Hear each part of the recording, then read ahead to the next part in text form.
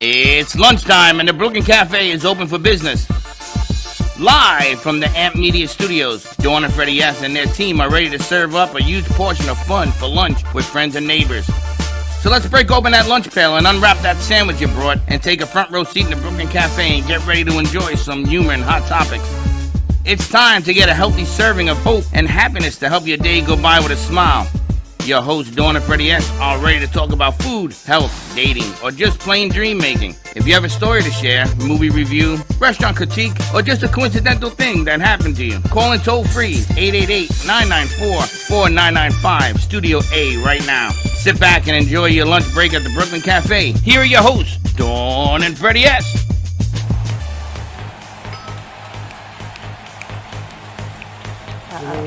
Are you ready to rumble? Is that what this is? What is this? Like a bull? What's that called? What this is? What's it called? Bull fighting? No. This is Major League Baseball. Or it sounds like maybe Israeli horror dancing? I don't know. You like that music? Welcome to the Brooklyn Cafe on a beautiful Friday. That is the entry song to Edwin Diaz, ace closer for the New York Metropolitans in baseball. Why that?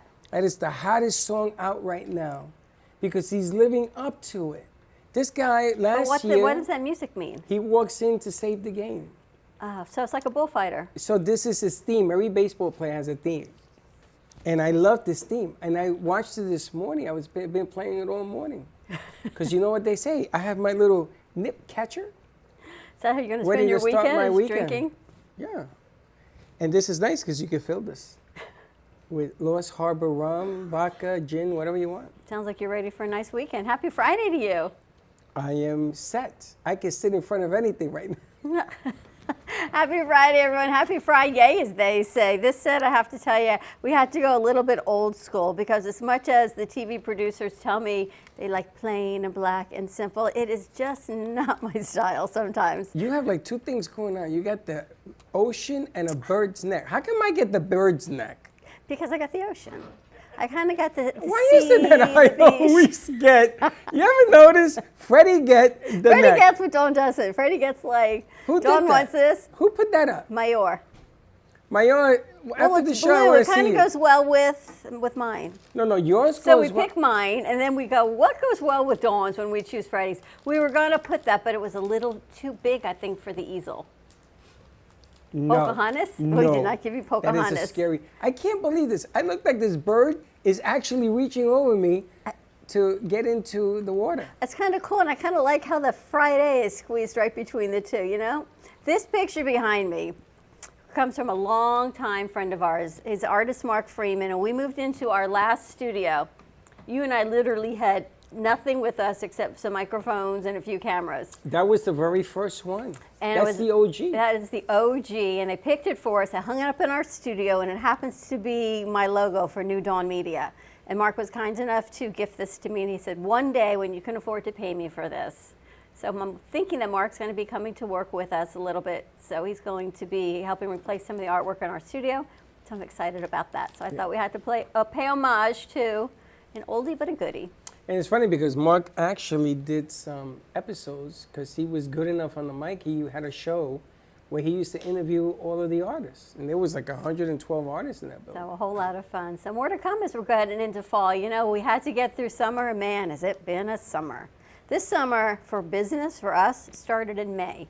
Normally June, May 1st, it was like, I don't know what happened, but we got through it, as they say. We're moving into September. I cannot even believe it. But the funny thing is that people now are moving into Florida. They bought houses during the mad rush. So if you saw what happened this morning, driving to here took almost an hour. It was backed up all the way. All the arteries were backed up. It looked like Manhattan. I had a feeling. I heard 95 in Yamato was close, and I thought, Freddie's going to get stuck in traffic. I was stuck in traffic for almost an hour. And that was just getting to Clintmore. When you go to Congress up to Yamato, forget about it. I need a helicopter. Got to find a better way. There is no better way because the only other way they shut down to build a new bridge. This is going on for 3 years now. There is no other. And then FAU, you know the school FAU? Yeah. They're on Spanish River. Yes. Do you know the traffic over Spanish River for these kids to go to school? You got to start leaving earlier. I left really early this morning, and I should start doing that as I head into season in school, because even with the school zones, if I left 30 minutes early, so it gave me a little more wiggle room to get some things done. So I got to prep for Eileen's show, which was really nice, because Fridays, as we're switching over our crew, things had to be done. She had a fantastic show. We've got the editor's desk joining us today, and I'm really excited because we haven't had Lynn and Louise really on our show to get to talk about what they do. And we're going to promote this book, The Reuniting of Two Past Lives, which I think is spectacular as we talk about spirit life and all the things that we do. And I'm hoping Louise is going to join us on VMix.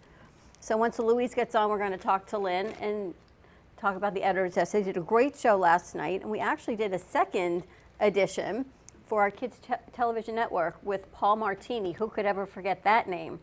I said to Paul, "Is that really your last name?" And he said, "I think so, but I think when I got a whole story. My grandparents came over, they may have changed it." I said, "No, but were you born with that last name?" And Martini? he said, "Yeah." And he is the voiceover for HBO, and coming up next on HBO. So you talk about a life and a career of voiceovers. It's You pretty mean when amazing. that thing says, when the voice comes on with the HBO logo, that's his voice? Yep. But that thing is so deep. They must have used a computer. I don't know how they do it, but that has been his job, his career since he was in his 20s. Wow, the voice of HBO. That's pretty It's pretty cool. remarkable. And he's the U2 cover band And we're in back to INXS. that. And Apparently, an I'm not author. allowed to say YouTube because I say YouTube band is incorrect. It's better than Peanuts, though. You can't And really they're mess that one going to up. play here on. They're going to play. We're going to pick a Thursday night, end of September, beginning of October, and have them come in. I think Lynn needs to do a second interview with them because, maybe we need Doc on this one, because any man that is the voice of HBO, writes children's books, and is in the U2 tribute band in INXS, you talk about personality differences, right? I mean, he's just like covers the gamut in entertainment, and his last name is Martini. It's all kind of cool, right? It's like That's a the things that walking I book. think about in my head. Yeah, well, that's a different story. I But know. Interesting. And we've got Arthur, I believe she's going to be joining us from South Carolina, Alistair Banks. She's written 12 books. She self-publishes, and a lot about gratitude. So she wrote a kids' gratitude book, teens, adults journaling, plus some cookbooks, weight loss, and it's all about empowerment and self-awareness. You know, it's really funny. Ever since we met, Lynn, and we started doing this thing, a lot of authors have come forward. Yeah. People that I've known over the years, and it says, you know, I write a book. I didn't even ask. I said, okay. And it has something to do with what's going on right now. I think it has a lot of influence of what's going on in your show and what you're putting together. A lot of people have these hidden talents, and they wrote something that means something to them, and they have something significant to say, and now they're putting it out there. So I want to talk to Lynn, and Josh, when you see Louise come up on VMix, just pop her over and bring her over. She's there? Okay. The reuniting of two past lives. But you're more than an author, and we haven't really had a whole lot of time to talk about what you do, and I did not fill Freddie in on what we're going to be working on. So I'm going to let Freddie never gets filled in. Freddie doesn't know. We're going to be doing a whole psychological evaluation of why we do what we do. I think you should have told Freddie that. But not today. Lynn's going to send us the info. So Lynn Everard, he is the host of the Editor's Desk, the co-author of The Reuniting Two Past Lives, the unveiling of 12 sacred lessons. Louise Gomez, I hope, is going to be joining us on VMix. So Lynn, thank you for joining us today. Thank you for having me. Tell us, I don't even know where to start with you. You are an author. You work with authors on bringing their stories to fruition. I know Eileen got to chat with you a little bit because her book has just come out. She's co-authored. Tell us about this book, because we have not given enough credit to this book to really talk about sales, because as people come through life, we come across some souls that we've been with in past lives, if you believe in this, and I happen to. And what that looks like, again, when you find them in this physical world. It's really the most amazing thing when it happens. And I think I've shared this before, but the first time it happened to me, I was at an event at a friend's house, and this woman walked in the door. And I'd literally never seen her before. And I hadn't had this experience yet, So I thought I'd fallen in love with her in like 30 seconds. Okay, but that's not what it was. What I found out later, is because she was kind enough to explain it to me, was that she and I knew each other in a past life. So there was that soul-to-soul connection, that awakening, that you see that in this other person. And then since then, it also makes a difference how open we are to it, right? Because our beliefs really determine the life we live. And so if I believe I'm open to something, then I'm going to experience all the things that belief system can bring to me. If I don't believe in something, then it's not going to happen. Other people can have that happen because they are open to that belief. So Louise and I knew each other, but didn't really, how do I say this? Like we were friends. We did some of the same things. We met through gratitude training. So our guest last night, Chris DeSanti, was a part of that. And but we just started coming in contact more, being part of the same groups, same courses, same experiences. And then she was on her own track of discovering that past life. I was on my own track of discovering that past life. And then all of a sudden, one night, December 16th, 2019, we were on a phone call talking about what we were going to do about one of the groups we are involved in. And she thought I said something. She actually heard it in her own mind. She decided to share it with me. And then literally, over the next 2 hours, we talked, and then we texted it back and forth until like midnight. And then within 3 days, all the major elements of our life together in that past life became known to us. We remembered them. And then the writing process over the next 2.5 years was remembering the details, like getting into those specific details of what that life was like. And it doesn't necessarily mean you were lovers or you were married in one life and you're going to be that same in the next life, does it? Right. We play different roles for people. It's almost like if you think about a traveling play, right, where you go and you perform and then you go to the next city. Well, if you think of the next city as the next lifetime, and so in this case, the roles can change. So you can experience life with someone who was your parent in a past life, someone who was your sister, maybe they're your brother in this life. It can be anything because it's just all about the experience and the experience that you want to have in this life and the lessons that you come here to learn. And the lessons come from these different experiences, and that's how we say that's how our soul grows.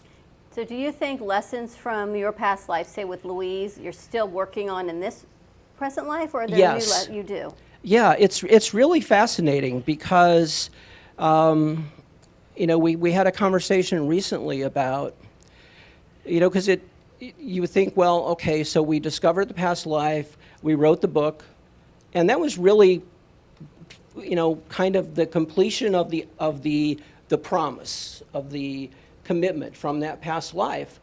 But then we started to realize in our personalities and in the way we do things, the way we look at things, we started to realize that maybe there was more work to do. And so having this business together, being co-authors, now being co-hosts of the editor's desk, creates that space to be able to continue to work on whatever lessons, because it is often said that a single lesson can take 3 or 4 lifetimes to learn.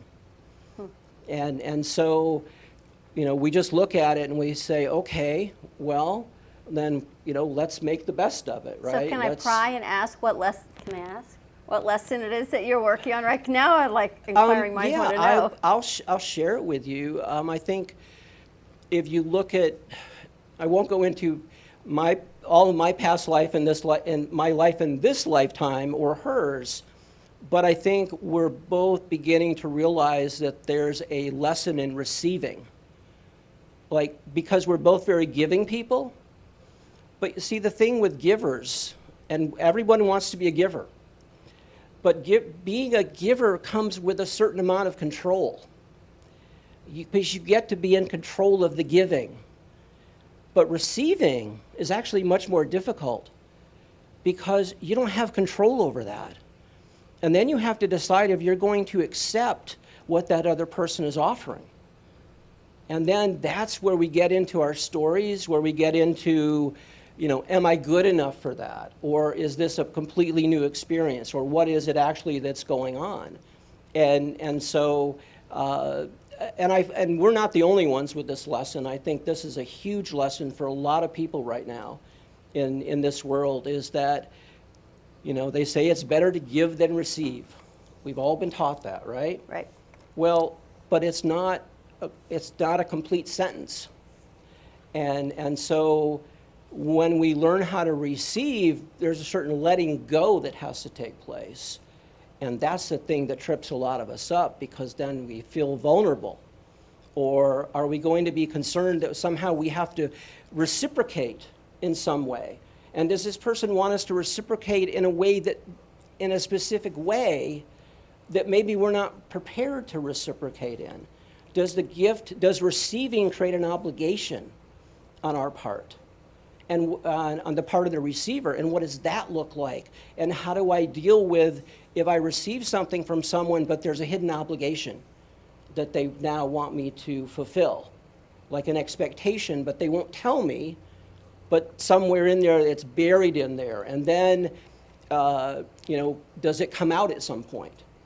Does it come out that, well, the only reason, does the person discover that the only reason this person's been giving to them was to get something in the end, right? Something that they felt they needed, and not even necessarily something monetary or physical, but maybe they just felt like they needed some boost to their own self-confidence, or a boost to their own worthiness.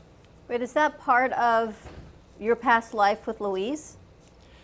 Our past life was actually very different than this life. The past life really was about two people who weren't really appreciated, and then who came together. So that part is similar, but the events around it were very different. The events in that past life were life and death. Well, hold on. I got a question. Number one, is it normal for people to reacquaint past lives? And for example, I meet Doc over here, and her and I had a past life, for example.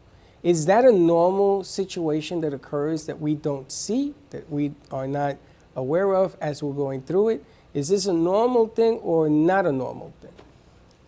So it's a normal thing, but this goes back to our beliefs. If we're taught, if we're taught in our family, if we're taught in our our schools, our churches, right, that such a thing doesn't exist, we won't think it's a normal experience unless or until it happens to us. Then we will question it. But if we grew up in a family that had that as a belief, that it was perfectly normal, then we'll be more open to it, because all of us have this sense of that we don't want to be outcasts. We don't want our family to disown us because we don't believe what everybody in the family says we're supposed to believe. No, I get that. I understand belief makes change, but what I'm talking about is, let's assume that we're on an even plane. Does this occurrence occur naturally, and then you add everybody tells you, no, don't do that, it doesn't exist. But if you rewind it, if we take everything away, is this a normal experience that we have in past lives? I would say yes. Okay. Yeah. Now, does it show you that you and her has sat and you're filling gaps about things that you've seen to strengthen your position from back? Now, how many lives are we going? Are we going back 10 lives, 5 lives, 4 lives? So it goes back 500 years. So it depends upon how long each one of those lives lasted. For her and for me, because we weren't necessarily in the same lives all the way through. Mm-hmm. We could have been off doing other things. So It's really a hard question to answer. In terms of total time, 500 years is nothing. Louise? All right, let's bring her over. It's interesting you say that because I've spoken to people like yourself that talk about these things. And there are other examples that occur in different frequencies that if you think about this, you begin to say this does exist. I've been to people who have, I went to one person who told me something that absolutely nobody in this room in my life knows. And she says, I was told this. Is that true? And I froze. I had a cup of coffee in my hand and it fell to the ground. I was just shocked. Something occurred, something occurred, and this is what I was leading up to. Is that someone or something the reason that these things bind? Because she was told something about me in this life that nobody knows, and then she started to talk to me about things in the past life. Ah, there's Louise. Hey, Louise. Hi, guys. How you doing? I have been enjoying this conversation, listening to you guys, trying to wrap your head around what a unique situation and story that Lynn and I have. And, sometimes we tell people and they look at us like we're on an acid trip or how are these people for real? Like, how is this even possible, right? So what Freddie was asking, like, is this a normal thing? Well, most people, they question if they even had a past life. So going back to what Lynn was saying, it's all about our beliefs, right? We're all indoctrinated with certain types of belief systems. And, if you choose to believe you had a past life, then all of a sudden things open up and doors open up and we're receptive to things, right? Maybe we can see things that we haven't seen before. So our story is a unique story. And I think it's because Lynn and I just happen to be open individuals, I would say, open to maybe a little woo-woo or things that are interesting. So, when we discovered independently and separate of each other that we both had this past life, and it was in Mexico and 500 years ago, and it was like a puzzle piece that his story matched with mine. We were like, we have to write this story. How could we not share this, unique experience? I'm sure stranger things have happened, right, in the world, but we just figured it was such a unique coincidence we could not share that story. But and you also you have lessons ahead. in here also, the unveiling of 12 sacred lessons. And I really want to get this book out because I know summer's been slow for people, and book sales and Barnes & Noble, everyone's changing their platform as to how they Yes. get books and everything advertised. So I want to make sure that we get some information. And I know we're going to be creating a commercial for you. Military's working on that for you guys about Thank you this so book. much.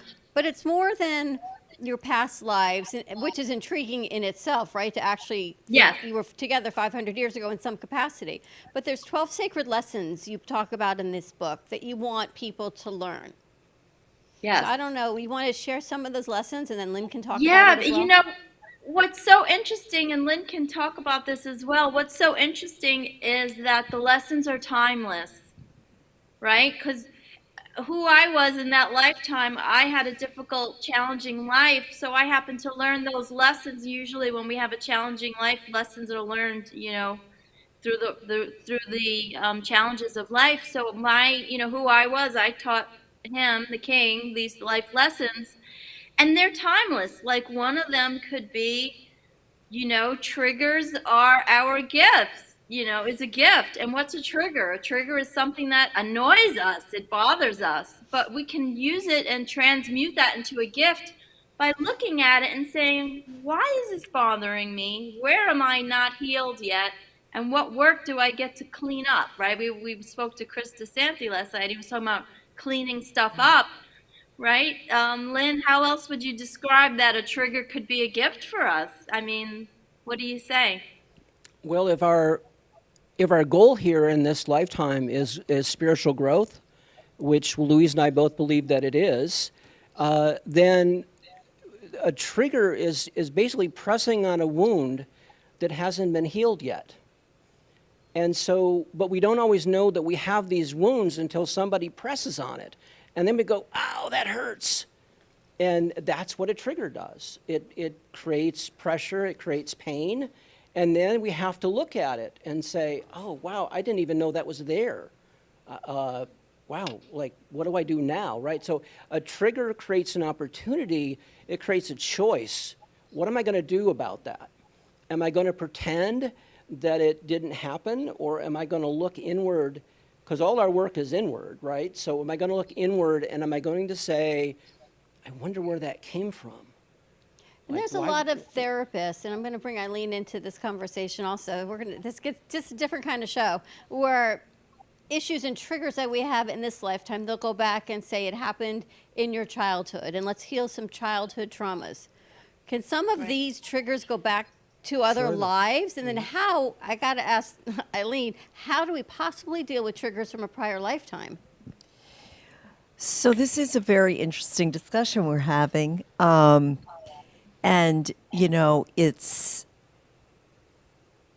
making me think and really giving me pause because I have so many responses to everything that you've talked about.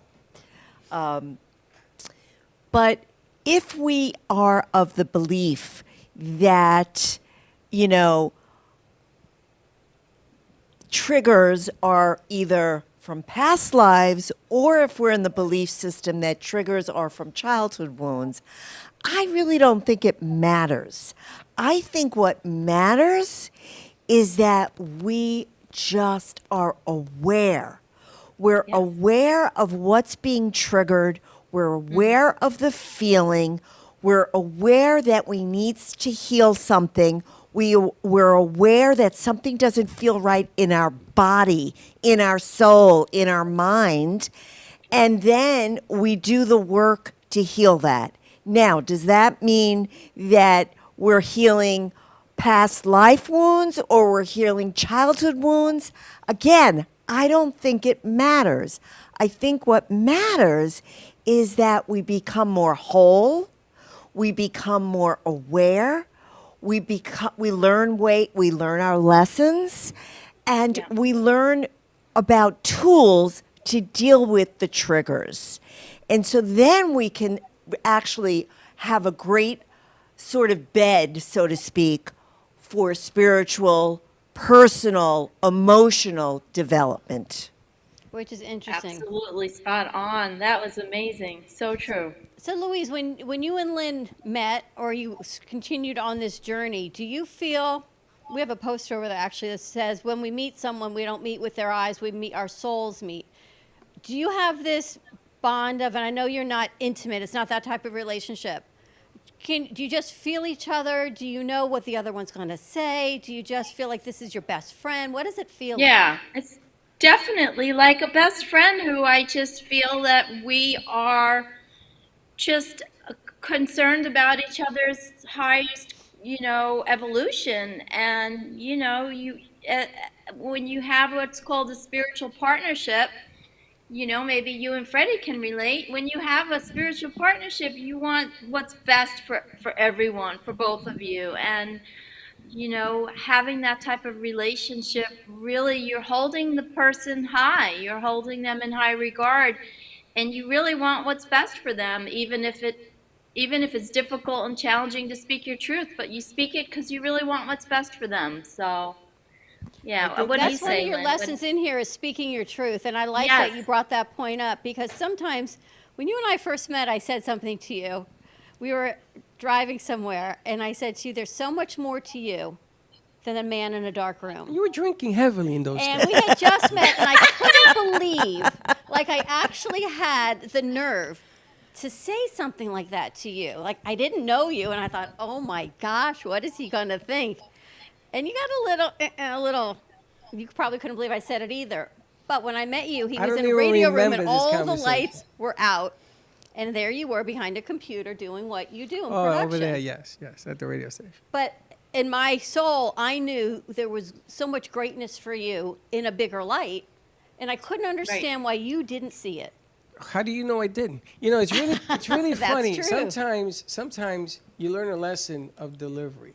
Certain people see things that they deliver it incorrectly, And sometimes you learn a lesson on how to deal with other people because you meet somebody and they make you better at it. And they show you different angles at it. So you have all these learning lessons. And you're on a time clock because you're not going to be around in this lifetime forever. So you want to learn something on a time clock. So your perception will change today of something you should have learned back then, but it haunts you. In my case, it haunts me. There are things that I wish I would have done over at an earlier stage. I didn't look for anybody to help me fulfill what I was looking for. I expected it.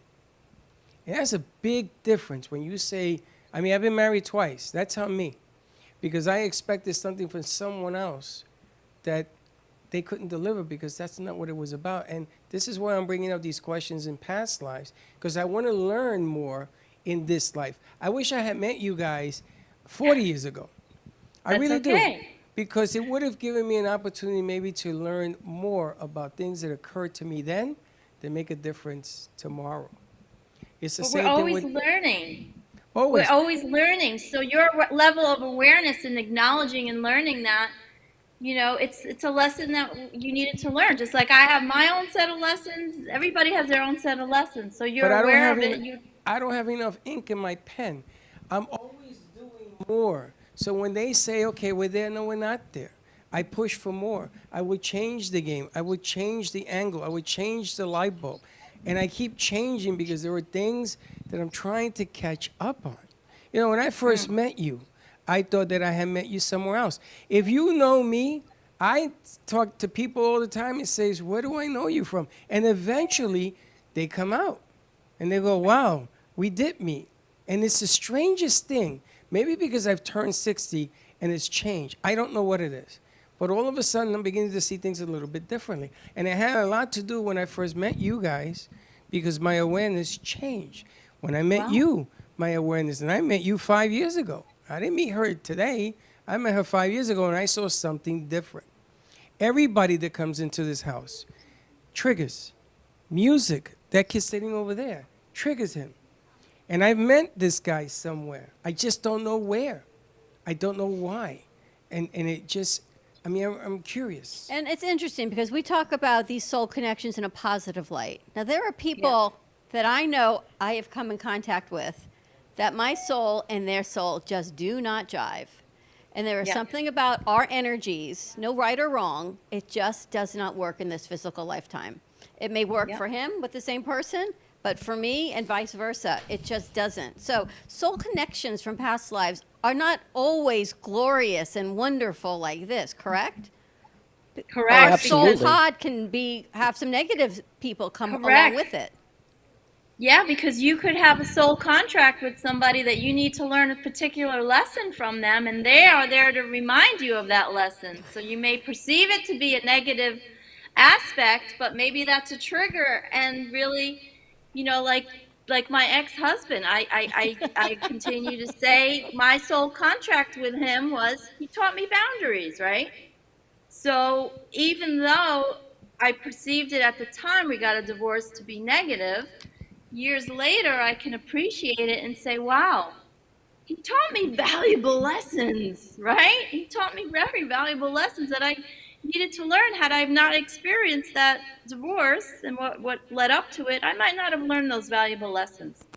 Well, Lynn, So- I want to ask Lynn Yeah. about this. I know you're on a lunch break. Unwavering faith, the third lesson. What does that mean? Because that's huge. Yeah, it's really being able to look beyond your circumstance and being able to see that what you see with your eyes is not the complete truth. And it's what you see with your soul that is the complete truth. And so I'm going to go back to something we were talking about a minute ago, and that is that when people show up that you don't feel any connection to at all, or you feel a negative connection with them, sometimes they're simply placed in our path to show us how much we've grown and learned. Because there are people, you know, if somebody, suffers from codependency, right? and they're always like getting wrapped up in people who aren't good for them, right? Because normally with codependency, you're not getting wrapped up with someone who's good for you. You're typically getting wrapped up with someone who's going to like take all your energy away and slowly destroy you, right? So sometimes we get these people with their energy doesn't feel good to us, show up to say, okay, what are you going to do with them now? Yep. Right? Are you going to honor yourself and not get involved and walk away, not because they're bad, but because they're actually a gift to you? They become that trigger. And one of the things that we find is that when we look at all of the lessons, they all come back together, right? So the lessons, yes, each lesson can stand on its own, but they really become an ecosystem of lessons. And everything falls under the greatest lesson from our perspective in the book is that love is eternal. Yep. At the soul level. So that ties everything back together again. And is it necessarily romantic love? Or No. you No, love it's each other in a it's relationship type of love way? is love. Right? Look, Yeah. yeah, exactly. Like he said, like a codependency, that's like an addiction to dysfunction.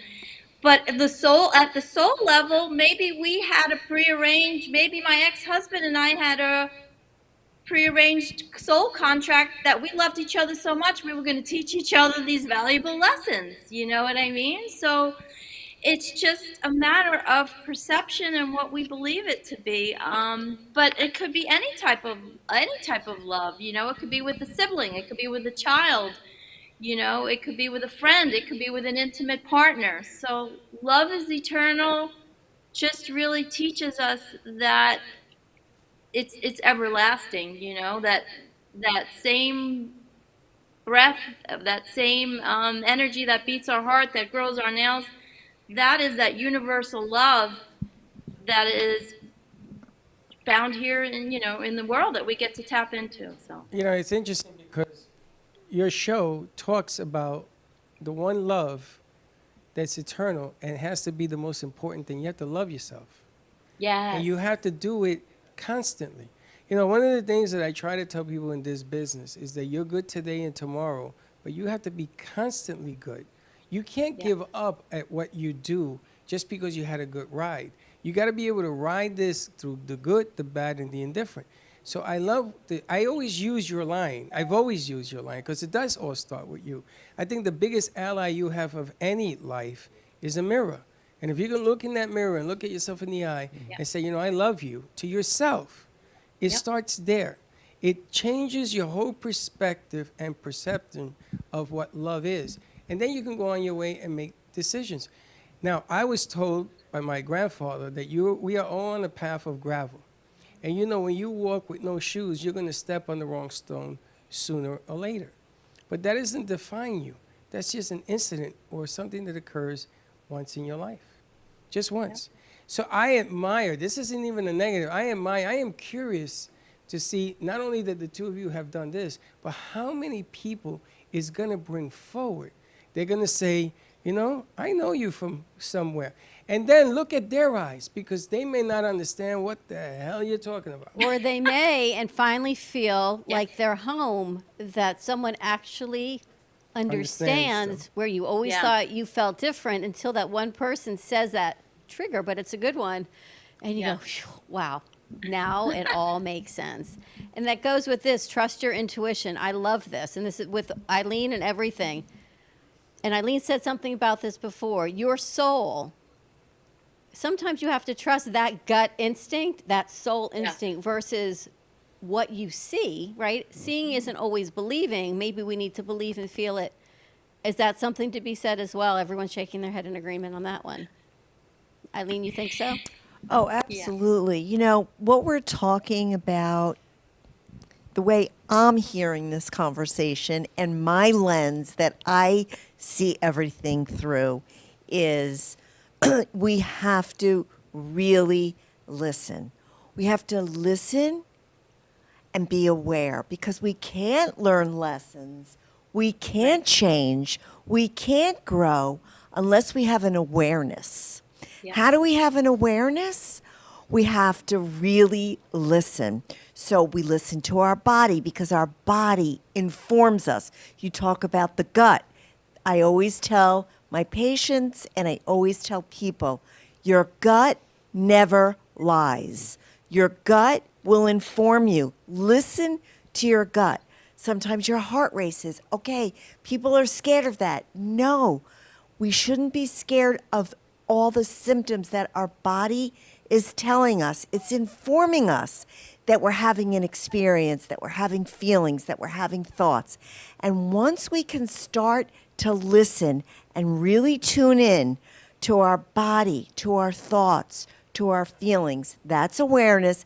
And then we can learn the lessons and then we can change. You cannot change unless you have the awareness. This is an amazing book. And Louise, I have to thank you for taking your lunch break to Thank join you us on so set. We've been much. talking about this for weeks. Lynn's going to stay with us a little bit more. Thank you so much, Dawn and Freddie. We so appreciate everything you guys are doing and supporting us. I really want to thank you from the bottom of my heart. Thank you Well, so we much. so Yeah, appreciate you. absolutely. How do we get the book before we go to commercial break? So it's available on Amazon, and that's probably the easiest way. It's also on BarnesandNoble.com. That's probably the easiest way to get it right now. We are going to be doing a book signing event in Delray Beach at the end of September, and we'll provide more information on that as the plans get further developed. All right, check this book out. Thank you Definitely. so much, guys. Bye, Louise. The reuniting Bye-bye. of two We'll see past you soon. lives and the Thank unveiling you. of the 12 sacred lessons. Check this out on Amazon.com. We're going to take a commercial break. We haven't even done that yet. More to come with Lynn. We've got Dr. String in the house, Dr. Lynette, and Dr. Eileen. We're going to call her Eileen Lemelman in the house. Have a great afternoon. We will be back on the other side of this commercial break. Planning for the future should not be painful and needs to be discussed. From health, family, finances, allow qualified professionals to aid in your planning. Luhu Advisors have been serving South Florida for over 30 years. A licensed real estate broker, insurance agent, assisted living administrator, and certified senior advisor, Paul Solomon is the most qualified and well-rounded advisor for any task. Specializing in real estate, long-term care, life insurance and annuities, Social Security, government benefits, and senior housing. Luhu Advisors. Let us help you.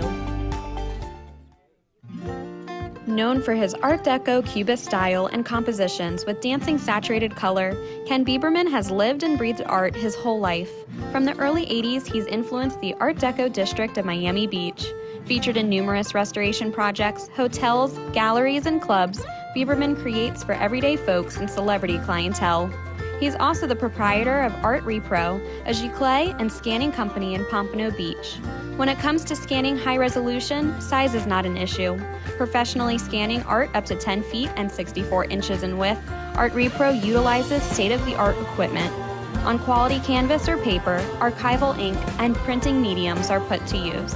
Art Repro ensures colors are true and every nuance of the art is captured, including the canvas weave. Perfection is the priority. Contact artist Ken Bieberman today at 954-547-0095 or visit his website www.artrepro.net. Hi, I'm Dawn Clifford, owner and founder of Clifford Insurance Advisors. Established in November of 1999, we focus on mainly health, life, disability, Medicare, and long-term care insurance. Specifically for people aging into Medicare or the self-employed or even employee benefits for small business owners. We can be reached by phone number at 561-880-0391 or by email info@cliffordinsuranceadvisors.com. Visit our website at www.cliffordinsuranceadvisors.com and even visit Facebook, Clifford Insurance Advisors.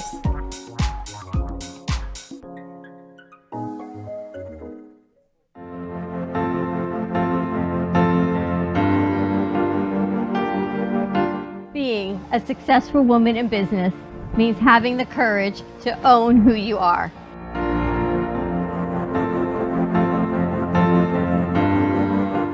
We understand the challenges faced by women, and we are here to help. Our team is here to develop the best strategy designed just for you. Your path is unique, and with the right tools, you can accomplish your dream. From radio to TV, from podcasting to magazines, we create the visibility to amplify your impact in business. At New Dawn Media, we are here to help bring your message forward and help your business flourish. It is time for your message to be seen and your voice to be heard. Contact us at 866-224-5422 or brooklyncafe.tv. Your voice can make a difference.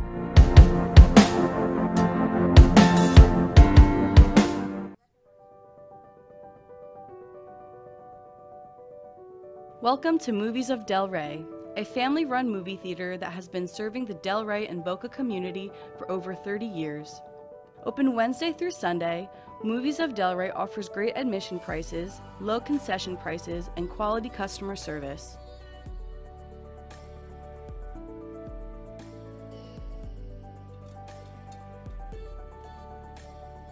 Movies of Del Rey provides the quality of the big box theaters without the price tag. Movies of Del Rey provides new Hollywood content as well as new indie and independent movies. It truly is a hidden gem.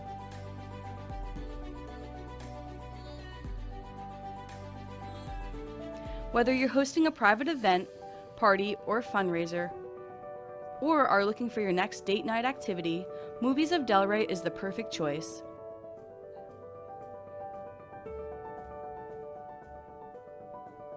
Come on down to Movies of Del Rey, located at 7421 West Atlantic Ave in Del Rey Beach, or visit us online at moviesofdelrey.com.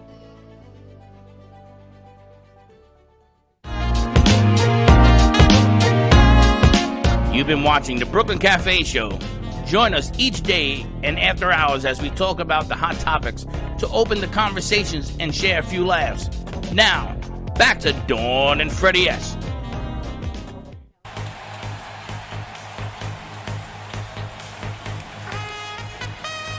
I feel like you're bullfighting every time I hear this. Where is this player from, by the way? Next. Is he from New York? Here's where he's from. Again, Because always asking where and the why. There's a reason why. Ever wonder why you have a Y at the end of your name? Just listen to it. This is my trigger. For some reason, these horns call me home. And we're back. And he is, can you imagine being in front of 60,000 people? And when you walk onto that stage, they play this music and everybody's standing. And they're playing the fake horns, the real horns. Everybody's dancing. Because usually when he walks in, it means we're going to either win a game or we're going to hold on to a game to win it. But can you imagine what it feels like to walk into a stadium and just look around, man, and say, wow, this is like God's fingertip touching me today. I mean, think about that. 60,000 people with that music that was made for him. You don't get better than that. We got another remix call. Let's do it. We're going to see if we can make it a little bit better than that. We've got Alistair Banks joining us from South Carolina. And I'm glad Lynn is here and Louise got to join us because Alistair, all about women empowerment. So it's perfect, Eileen, that you're there. Alistair, can you turn your phone sideways?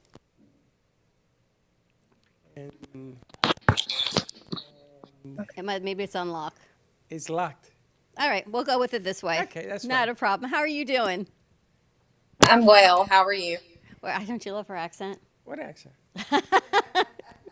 It's like Freddie.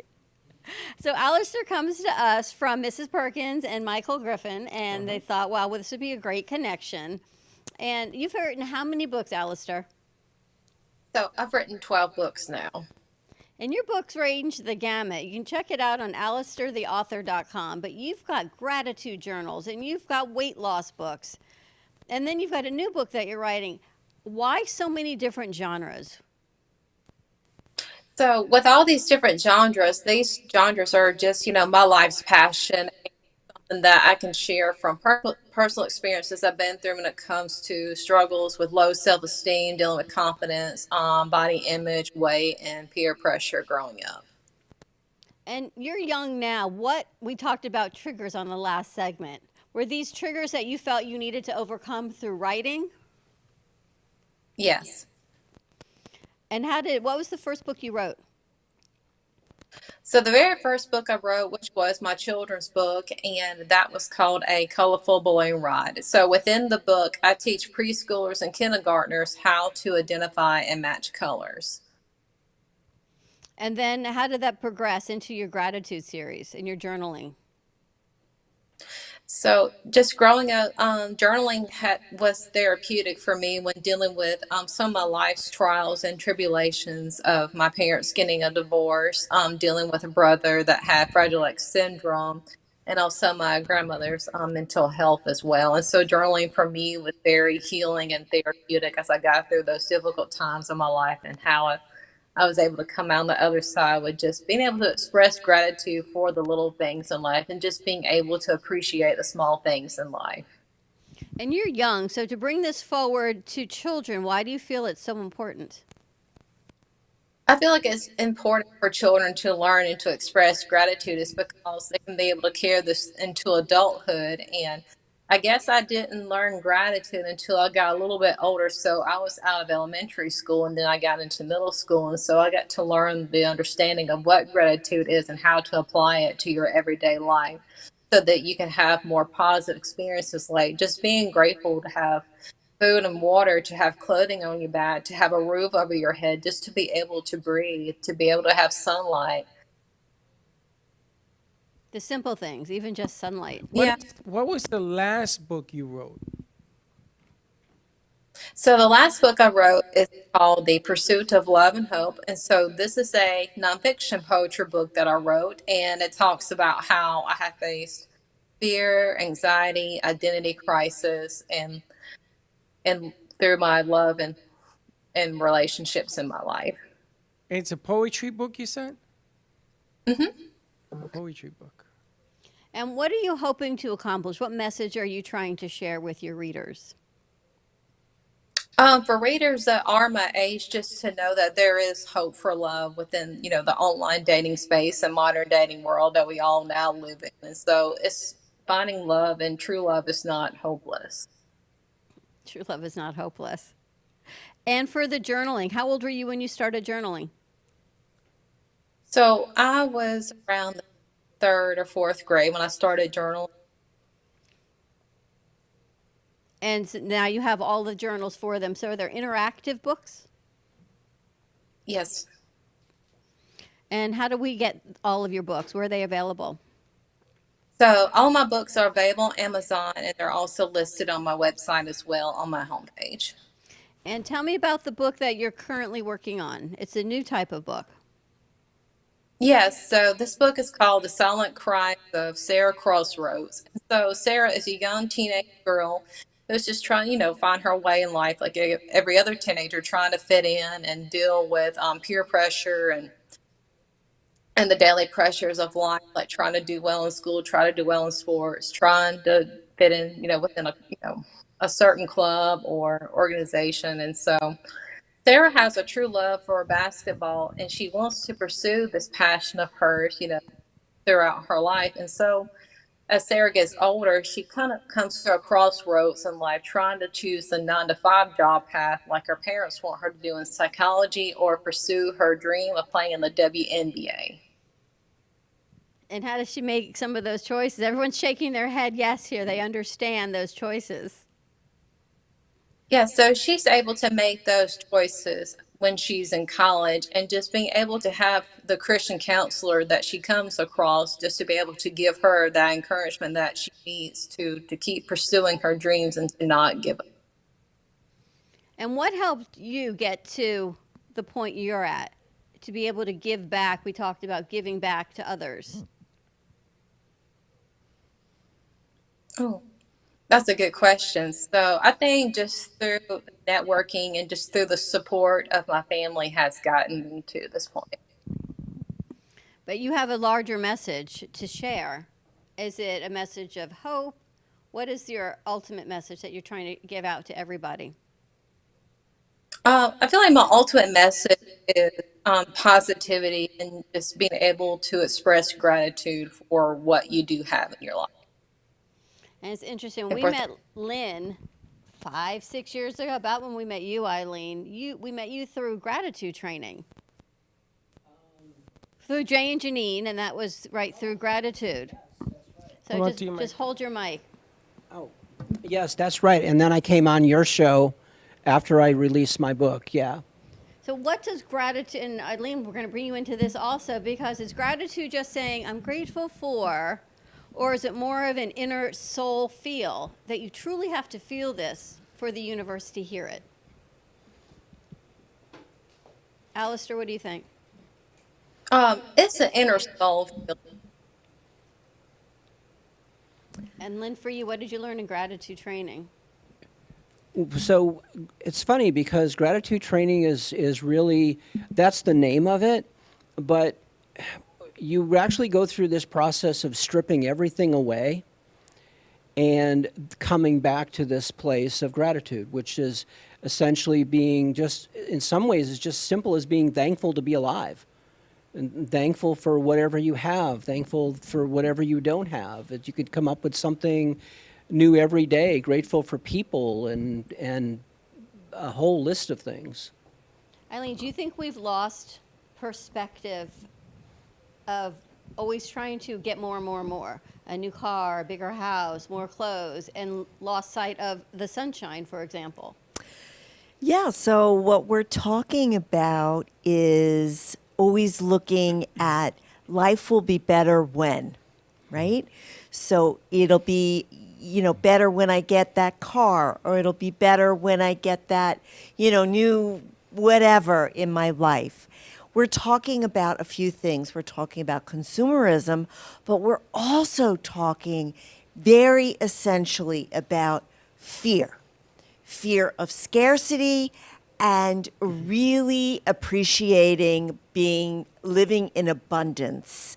And so gratitude really allows us to be in abundance, to live in abundance. I think gratitude, people underestimate the practice, and I call it a practice of gratitude. They underestimate the power that gratitude practice can really help people with. If you practice gratitude every day, and yes, people will say to me, my patients will say to me, but I say the same things over and over again. I don't know what to be grateful for. Okay, that's okay. Say the same thing. I'm grateful for the roof over my head, and then I always say, and it keeps me safe. Or I'm grateful for the roof over my head, and if you continue to do that, the brain is really amazing, because now you're training your brain to think in the positive.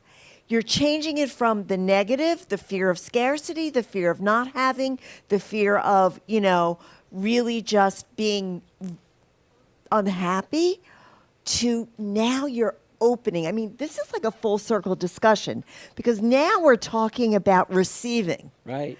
We're talking about opening up and receiving good things, receiving positivity, receiving whatever, if you believe in God or universe or energy or earth or whatever, you're receiving all these beautiful gifts. And we have the power to do that. Our brain is an amazing, amazing organ. It's called neuroplasticity. And we can change those negative neural pathways to positivity by the simple practice of gratitude. Are we sometimes our worst enemy, because as we receive, sometimes we take in the negative. I'm being judged, the way I dress, the way I look, what I drive. But that's not receiving. That's actually your inner critic talking to you. Okay, but what if it's enhanced by somebody saying the wrong thing to you, or what you deem to be the wrong thing? Well, then, that really goes back to deciding that they're more powerful than you, that their judgment of you is actually more powerful than the way you feel about yourself. And now you are giving away your power and you're abandoning yourself. So this is about awareness. Remember we talked about that earlier? It's about awareness, and then saying, okay, I'm not going to take that in as, the truth about me. That's their perspective. That's their stuff. But what if they do, Doc? What if all of a sudden they say that? It's like gratitude.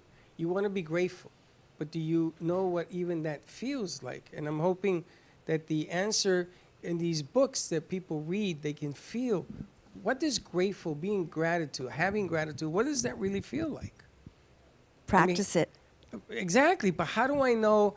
Because I am a firm believer, I carry a stone in my pocket because I hold on to this stone because I need something physically, and whatever it is that I got to feel, if it's gratitude, I hold on to it and put it back in my pocket. But how do you hold on to that thought with all the challenges? I think it goes, really, it's about what I said earlier, which is being very, very aware of the body. So when you practice gratitude, don't only say the words, ask your body, what does it feel like as I say that? Right. Now your body has a memory. Now you're saying, okay, I can take that with me because I know what that feels like. Interesting. It's interesting to hear from different generations. And Alistair, I'm looking through your website, and you're all about giving back, of helping others, of authors helping authors, and your books that you've put out, and everything is about empowerment.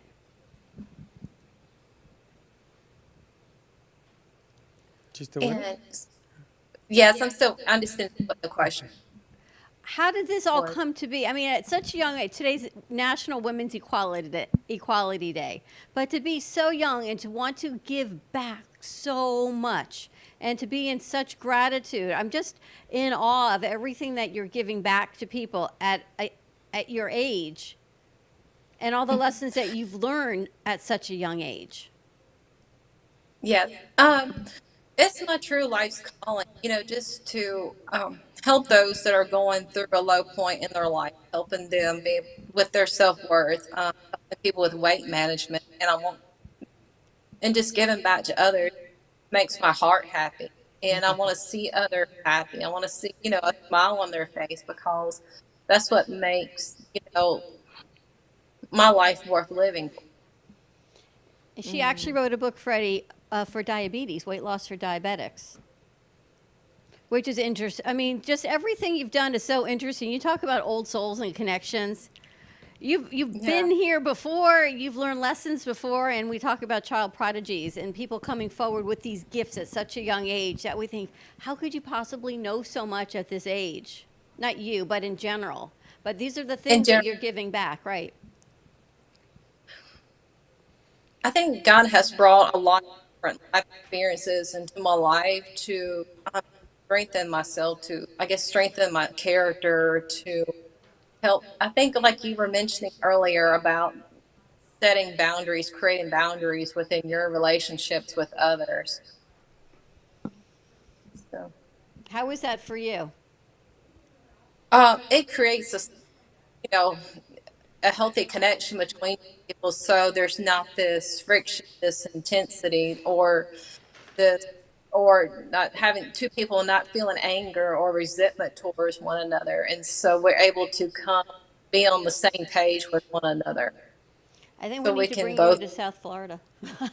I think we got to get you from South Carolina down to South Florida, give everyone a little bit of Alistair Banks.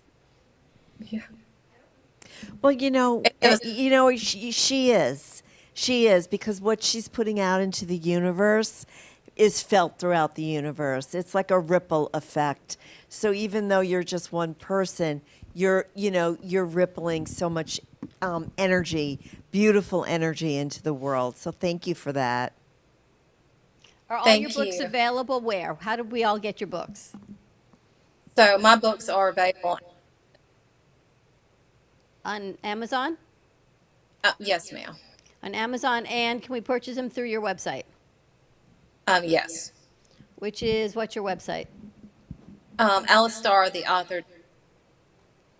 AlistairTheAuthor.com. Well, Alistair, it has been a pleasure to meet you in person, kind of, and to learn more about you. I look forward to working with you and see what we can create to give you some more visibility and share your message of gratitude and hope. Yes, absolutely. Have a wonderful weekend. You have a wonderful weekend. Good stuff. It's amazing how you can put a whole bunch of peanuts in a bag and come up with M&Ms. Just add a little chocolate. All right, let's take a commercial break. When we come back on this Friday, let's talk to Eileen, Lynn, let's talk to Dr. Lynette. Add some chocolate to your peanut butter, and we'll be right back. Amy Reshevsky can help you choose the right piece that will add some magic to your space. Amy Reshevsky has a wide range of art, from abstracts to mosaic tapestries, and she paints on different surfaces, such as reverse painting on glass, tables, wall hangings, and sculptures. Her work can be ordered online at amyreshevsky.com, or you can come in and see it in real time at the Brooklyn Cafe Art Gallery. She also does commission work, so if you have an idea in mind, she can make it a reality.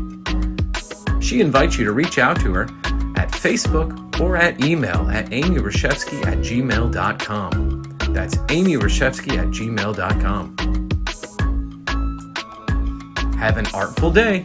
Born in Marseille, France, Max Lazega creates whimsical and free-flowing interpretive art. His 40 years in the construction industry created the foundation for his craft. His unique work displays his view of the future with bold and playful combinations of materials and processes, but the methodology remains consistent. He fuses recycled materials and discarded building supplies into a fresh, well-executed approach. Lazega has lived in Miami, Florida most of his life, where he pursues his lifelong passion of creating industrial art. For more information, contact Max Lazega at artworkstudios.org or 786-326-8873. Meet Jay Harmon, one of the many artists held in the Brooklyn Cafe Gallery. Jay specializes in various different art styles, but his medium to work with is colored pencils. His unique style comes from being self-taught and years of practice. Jay pulls his inspiration from many outlets like people, television, celebrities, and many more. With multiple original pieces, Jay's art graces the gallery with over 40-plus works for viewing and for purchase. His many years of being an artist has given him a chance to partner with the Derwent brand, giving him the opportunity to try many different work styles and further his craft. Feel free to come down and visit the studio to view his work, or if you're interested in your own Jay Harmon original, he's open to commissions on his website, coloredpencilartist.com, or catch his show, The Colored Pencil Artist, on Amp Media Productions on YouTube and Facebook. See you soon.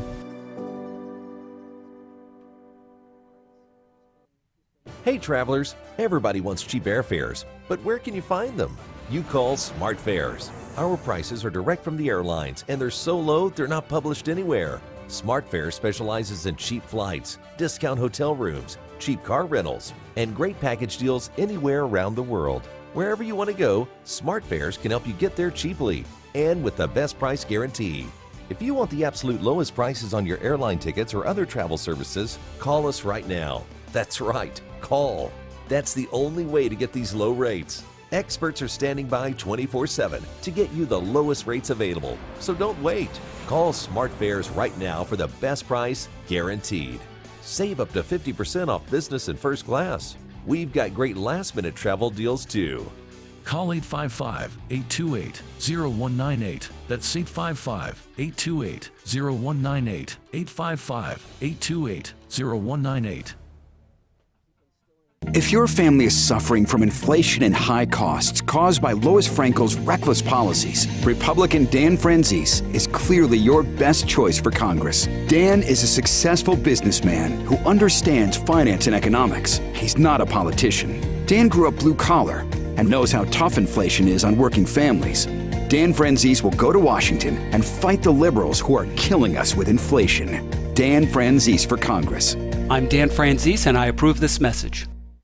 Artist Rosie Sherman paints her passions to share with everyone. Expressing herself through bold and vibrant colors, her suggestion and style are always in flux. Inspired by travels, nature, romance, and the human spirit, Rosie makes sure her depiction of women are strong and proud. Her landscapes illustrate the changing seasons in the diverse world that we live in. To find her artwork in the multiple medias you can purchase, visit rosiesherman.pixels.com. You've been watching the Brooklyn Cafe Show. Join us each day and after hours as we talk about the hot topics to open the conversations and share a few laughs. Now, back to Dawn and Freddie S.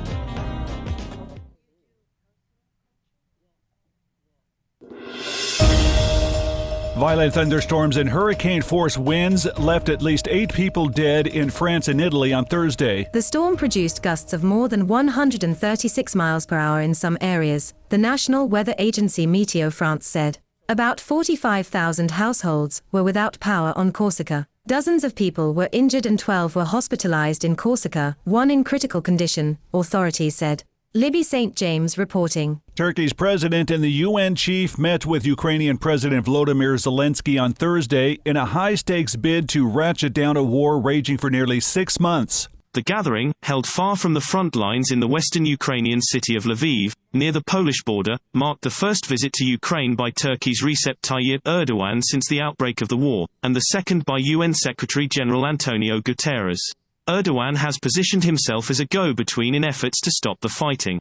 Harry Michaels reporting. Walmart, CVS, and Walgreens must pay a combined $650.6 million to 2 Ohio counties for damages related to the opioid crisis, a federal judge ruled this week. U.S. District Judge Dan Aaron Polster ruled that over the next 15 years, approximately $306.2 million must be paid to Lake County and approximately $344.4 million must be paid to Trumbull County. All 3 companies were found liable for their role in the opioid epidemic in both Lake and Trumbull counties last November. Davis Richards reporting. New coronavirus cases reported globally dropped nearly a quarter in the last week, while deaths fell 6%, but were still higher in parts of Asia. The UN Health Agency said there were 5.4 million new COVID-19 cases reported last week, a decline of 24% from the previous week. Infections fell everywhere in the world, including by nearly 40% in Africa and Europe, and by a third in the Middle East. COVID deaths rose in the Western Pacific and Southeast Asia by 31% and 12% respectively, but fell or remained stable everywhere else. Roger Cantor reporting. This is the latest news headlines. Abortions in North Carolina are no longer legal after 20 weeks of pregnancy, a federal judge ruled Wednesday, eroding protections in one of the South's few remaining safe havens for reproductive freedom. U.S. District Judge William Osteen reinstated an unenforced 20-week abortion ban, with exceptions for urgent medical emergencies, after he said the June U.S. Supreme Court decision overturning Roe v. Wade erased the legal foundation for his 2019 ruling that placed an injunction on the 1973 state law. The former chief financial officer of the Trump Organization pleaded guilty Thursday to a 15-year tax fraud scheme, but he did not enter into a cooperation agreement to aid New York prosecutors in their criminal investigation of the real estate company's finances, a person familiar with the matter said. Under the terms of the agreement, Weisselberg would receive a 5-month prison sentence, but would serve about 100 days behind bars, the person said. Weisselberg faced up to 15 years in prison. A spacewalk was cut short just a few hours into what was intended to be a nearly 7-hour spacewalk after a Russian cosmonaut was repeatedly ordered to drop what he was working on and return to the International Space Station's airlock because of an issue with his spacesuit. NASA officials said during a live stream that the cosmonaut was never in any danger. 2 former Pennsylvania judges who orchestrated a scheme to send children to for-profit jails in exchange for kickbacks were ordered to pay more than $200 million to hundreds of people they victimized in one of the worst judicial scandals in U.S. history. U.S. District Judge Christopher Connor awarded $106 million in compensatory damages and $100 million in punitive damages to nearly 300 people in a long-running civil lawsuit against the judges, writing the plaintiffs are the tragic human casualties of a scandal of epic proportions. And that's the latest news headlines. I'm Alan Edwards.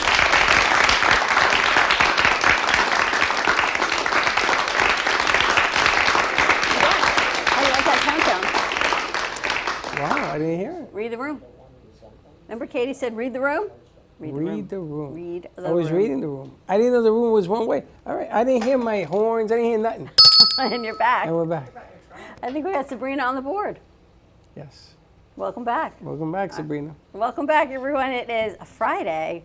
We've had a full-on hour already talking with Eileen and Lynn, and we've got Lynette with us. So Eileen, so we have to just naturally segue into your show, which was amazing today. Thank you. You know, it's always interesting because I get texts from everyone before their shows, and I got your texts and your music and your lower thirds and your logos and the concerns about the floor, and then I had Lynn on editor's desk yesterday, and we had to fix the lower thirds because so all of these details that go into the production side, but the content, and I said to Lynn earlier, luckily none of this is life and death, right?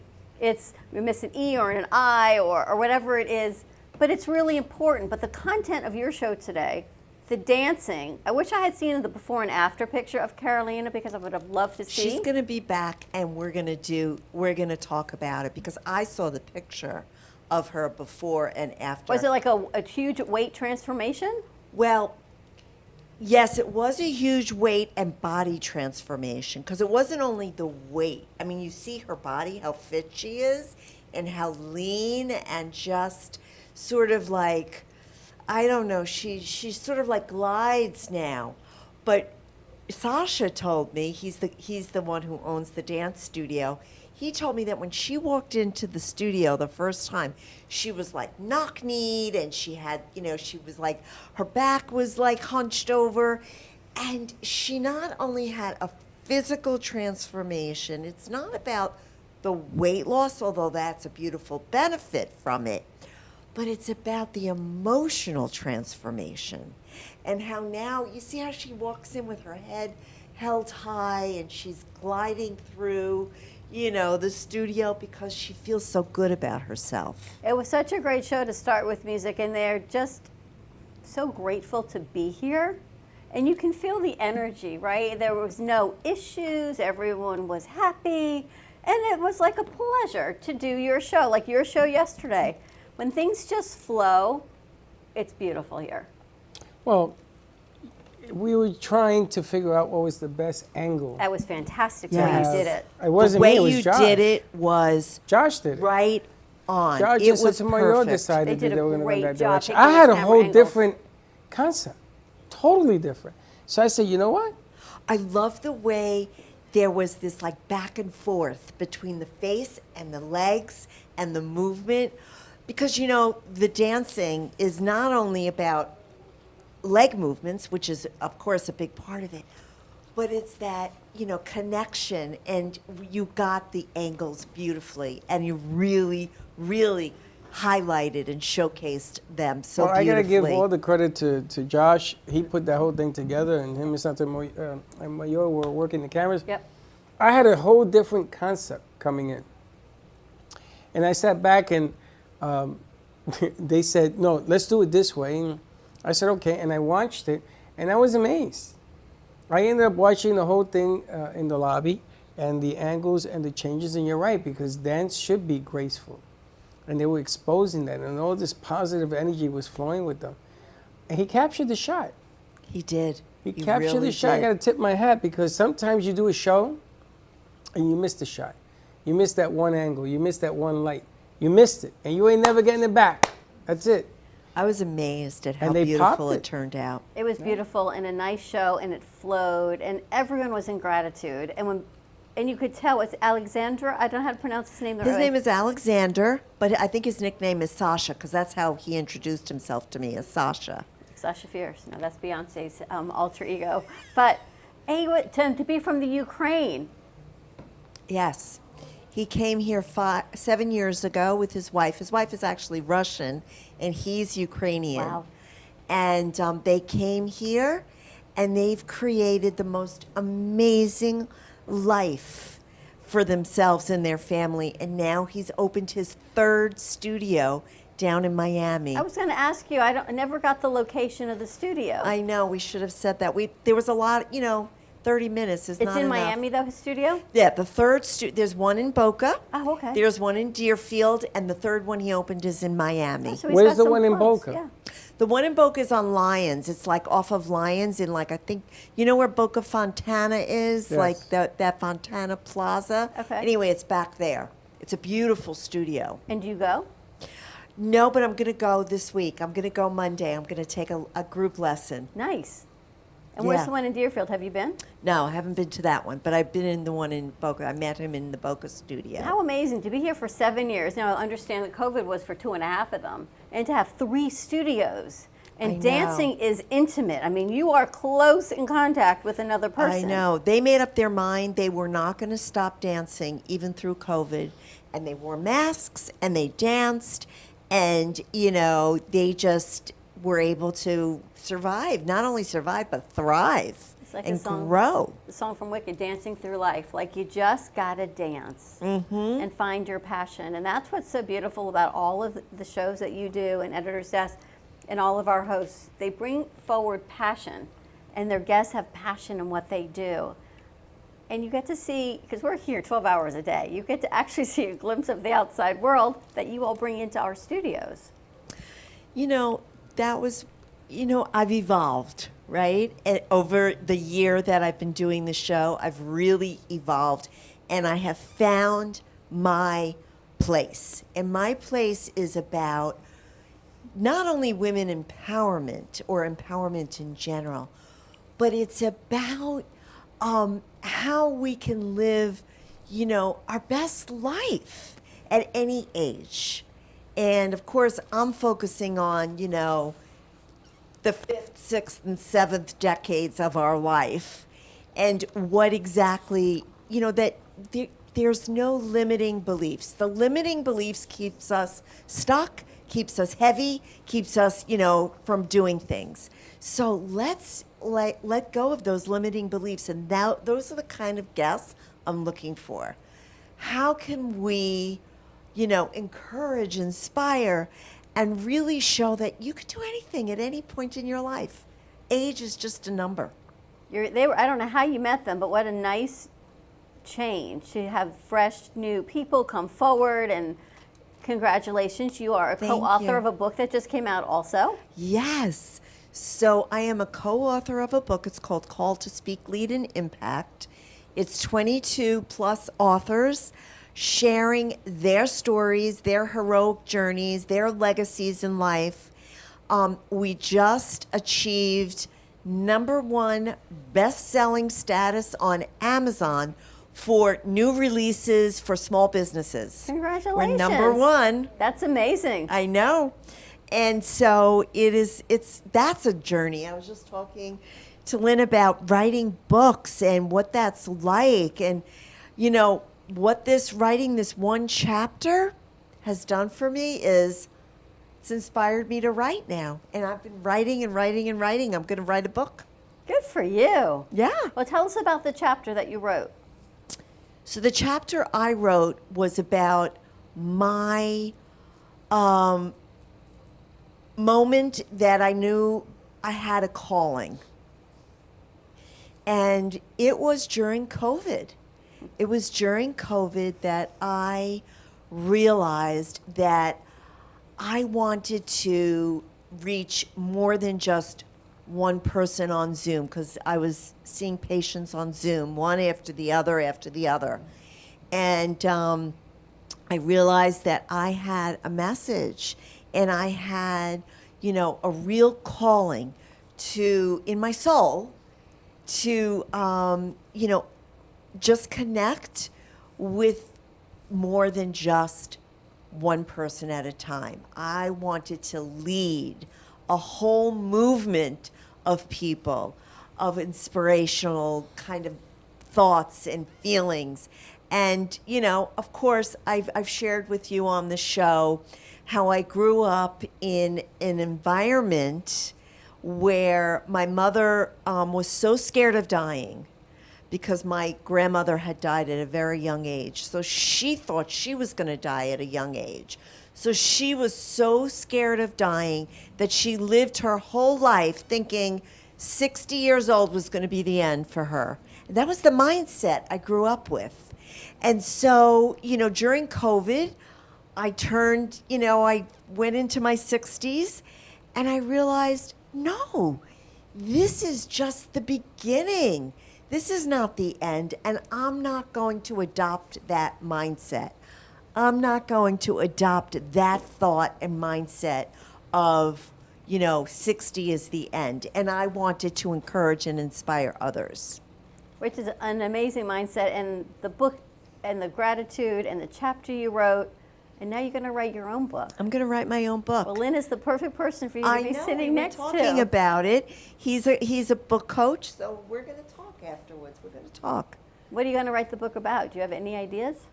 I don't know. I have like a list of 8 chapters, but each one of those could be a book, so I'm not really sure yet. So stay tuned. But your book is going to be about this calling that you've discovered. Is it going to be about that? Because you got a lot of different levels. I know. I don't know if it's going to be about the calling or it's going to be about, just life lessons that brought me along to where I am today. Like one of my, should I share one of the chapter names? Sure. One of the chapter names is, I lost my wealth and I gained my life. Okay. I like that, especially because, remember, what's my ROI? I do. Yeah. So, that was a big deal for me. So, that was a life lesson. That was something that I had to learn, that it's not about things. It's not about, money in the bank. It's not about, that. It's about the wealth is within you. It's not on the outside. But do you think that lesson comes in our 50s, 60s, 70s versus our 20s, 30s, 40s? For some, because some people are raised with the mindset and the belief that, it's not about material things. It's not about keeping up with the Joneses. It's not about, the fancy, shiny new car. It's about other things in life. I don't know how many really get that lesson, but there are some young people that do have that lesson. It's hard. We talked earlier. I mean, the woman you were just talking to, Alistair. Right. She's a young woman who has that lesson. It's always tough to make a change and keep your edge. Hockey players wear skates, and they have an edge. And that edge has to be kept sharp. And if it dulls out after one period of playing hockey, you have to sharpen it. So it's really tough sometimes to keep your edge and keep your mind focused while all these other changes are coming about. Not easy. It's not easy. The curveball is the hardest thing to hit. And you have to sort of stay in the game. And we were talking about that earlier today. You got to stay in the game until you get there. And sometimes it takes a little bit of time. I learned this lesson 15 years ago. And I love what I do now. And I've done a lot of things in my life. Never wrote a book. I never was good enough to write a book. I tried. I did 7 pages, and that was that. I don't know how you guys write books. I just don't understand it. I know, it's pretty amazing to me. And Sally wrote a book also, so you've got a lot of authors here. Sally, you can just grab that mic. But it's remarkable to see how much you've grown and how you just make Fridays look easy. Right? Well, we have to get the right camera angle for you, but that's what production is. It's funny because because she told me a dancer was coming and the floor, and I told Josh what the floor is. I guess we have to sort of develop what we're going to do with it on that end of the spectrum, not on this end of the spectrum. The floor is, and they're going to do what they do. Right. I can't change that. So I wasn't interested in doing anything here. It's how to capture the shot over there. And you got to be quick enough with the cameras. You got to be quick enough. And we tried all those different angles, as you saw. And that's what we came it's interesting because you're saying you had to, you're doing all the little detail work on that end, but he's texting me also, and he's saying, is the floor shiny? Is it tile? Is it going to be okay to dance on? I said, well, actually, it's a cement floor. I don't know. Right. I don't know. And then I texted you, what is there like something shiny on the floor? But I mean, the ultimate professionals they were incredible. They were. Really, and then great finally show. he said to me, which is the positivity. He said, whatever it is, we'll make it work. And I said, yes, we will. We'll make it work however it is. And it was beautiful. It was beautiful. So nice job. Thank you. Let's take a commercial break. When we come back, let's talk to Sally. Let's talk to Lynette. You're going to stay with us, Lynn. I'm going to Lynn, stay. you had a lot of people to talk to. I never realized there were so many people that wanted to write books. But this is what I was telling you. Everything changed. He opened up Pandora's box. Right? We've got Call Me Zena. We've got a lot of things. Yeah, well, I want to talk about that too, but okay. All right, stay tuned. A quick commercial break, and then we're going to wrap up this Friday afternoon. Stay tuned, and we'll be right back. Welcome to AMP2 TV, the first and only internet production company that's truly plugged in. When you're looking for a full-service internet radio, TV production company, discover AMP2 TV. AMP2 TV is a full-service media company that can provide all streaming videos, video studios, radio studios, and television studios. Call us today at 866-224-5422, for no business is too small to grow to be accounted. It's time for your message to be seen. Let AMP2 TV help get you there. Do you need a strong cup of coffee to get you through your day? Try your very own Brooklyn Cafe Show coffee, the official coffee of the Brooklyn Cafe Show.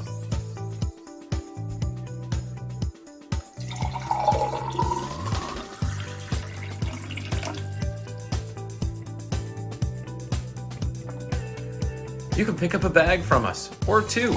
Contact us at 866-224-5422, or just stop on by. We're at 2400 Northwest Boca Raton Boulevard, Suite 13. Come on in, grab a bag of our signature Brooklyn Cafe coffee. The cafe doors are always open. Stephanie Jaffe is a world-renowned artist who creates one-of-a-kind pieces. Using a keen sense of color and composition, her vibrant collages and mosaics integrate eclectic elements such as vintage keepsakes and fine china with blown glass and fired clay to create whimsical arrangements. For more information about her work, come down to the Brooklyn Cafe TV studio or go to stephaniejaffeart.com. Welcome to Lost Harbor Spirits, a world where pirates inspire our spirits, treasures remain undiscovered, and flavors are infused with the essence of mysterious voyages. The distillery became one of the few women-owned craft spirits production sites in the U.S. From our award-winning spirits of vodka and rum to delicious gin, we're always coming up with some new and exciting flavors to keep your cocktails delicious and fresh. Contact Palm Beach Distillery at lostharborspirits.com to take a tour or purchase your favorite spirit at your local liquor store. Imagine this is your money and someone wants to take it from you. Who is it? The IRS. Guess what? They want your money and they can take it, all of it if they want.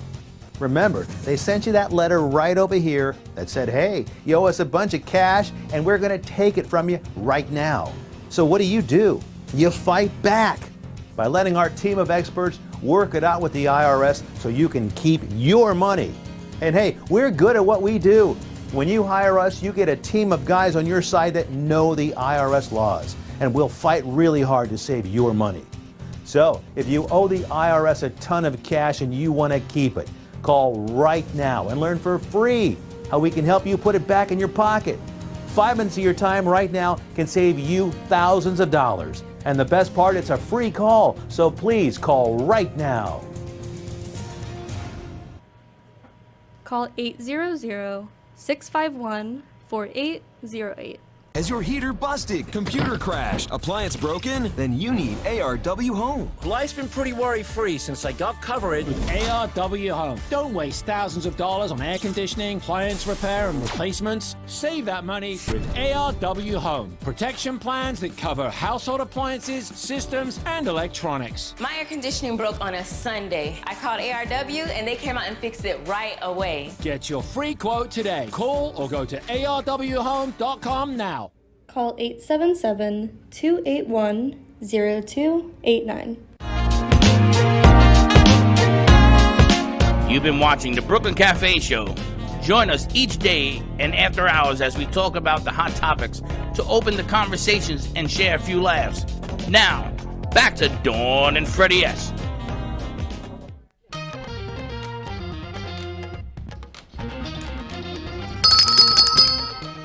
And we're back. And we're I back. thought Josh was going to play the guitar. I'm waiting. Can you play the guitar, like rub your belly, play the guitar all at the same time? Rub your belly and play the guitar. That's what you're going to get. You get. Welcome back to our last segment. I can't believe it's the end of the week. But you Friday. stop saying that. It's pretty amazing. Ay. It's pretty amazing. What? You make it sound like there's never going to be another Friday again. Not in August of 2022. There will be next Friday. We're already into September. we did close to 2 hours of positive thinking, and there's no more Fridays in August. This is what I got to live with. That's a fact, but I'm excited that all of these authors that have come forward, I'm cracking up over that thing that I bought yesterday. I needed just to decompress, stress less and decompress with Katie. So I went thrifting yesterday at 3 o'clock between our shows. I had to go run some errands. I wanted to get you fresh flowers, so I'm like, let me go thrifting on the way. So I buy this clock, because I wanted to go get you flowers. And this clock is programmed, and it was $7 at the thrift store. It's a stick that goes like this, and it goes really, really fast. And it generates a light. It says hello, and then it gives you the time. It's 1:36. So there's the time. 52 seconds, so that's accurate. Which is all great until we get and then to it says, the next part. Hello, Jennifer. I love Jennifer. I love Jennifer. I love Jennifer.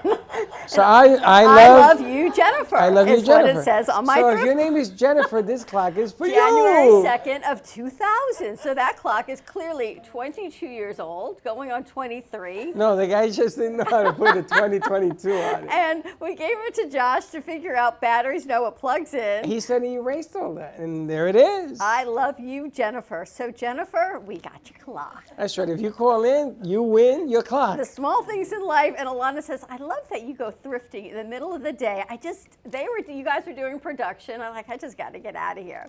So, but we're back. You remind me of the lady that goes out, comes back with an alligator. And says, oh, look what I found. I thought, oh, Freddie will love this. Oh, and I should have paid only $5. There's a $5 sticker and a $7. I should go back, but it goes to a good cause.